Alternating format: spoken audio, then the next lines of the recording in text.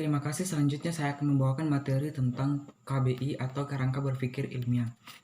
Kerangka adalah sesuatu yang menyusun atau menopang orang lain, sehingga sesuatu yang lain dapat berdiri dan berpikir merupakan gerak akal dari satu titik ke titik yang lain. Atau bisa juga gerak akal pengetahuan, dari pengetahuan yang satu ke pengetahuan yang lain. Pengetahuan pertama kita adalah ketidaktahuan atau tidak tahu bahwa kita sekarang tidak mengetahui sesuatu. Pengetahuan yang kedua adalah tahu, kemudian kita mengetahui apa yang sebelumnya kita tidak tahu.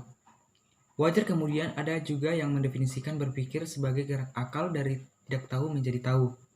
Tapi yang penting adalah gerak asal.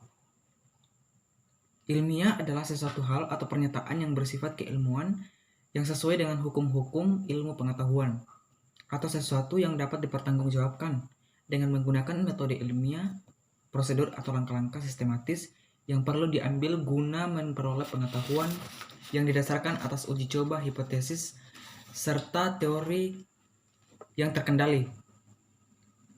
Yang klasifikasi berpikir. Yang pertama itu berpikir alamiah dan berpikir ilmiah.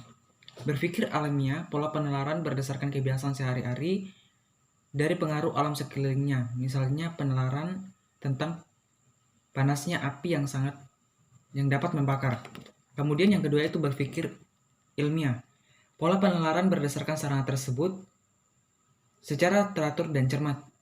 Berpikir ilmiah adalah landasan atau kerangka berpikir penelitian ilmiah. Untuk melakukan kegiatan ilmiah secara baik diperlukan sarana berpikir. Tersedianya sarana tersebut memungkinkan dilakukan penelaahan ilmiah secara teratur dan cermat. Penguasaan sarana berpikir ilmiah ini merupakan suatu hal yang bersifat imperatif bagi seorang ilmuwan. Tanpa menguasai hal ini, maka kegiatan ilmiah tak baik dapat dilakukan. Yang baik tak dapat dilakukan. Metode berpikir ilmiah memiliki peranan penting dalam membantu manusia untuk memperoleh pengetahuan cakrawala baru dalam menjamin eksistensi kehidupan mereka. Dengan menggunakan metode berpikir ilmiah, manusia terus mengembangkan pengetahuannya.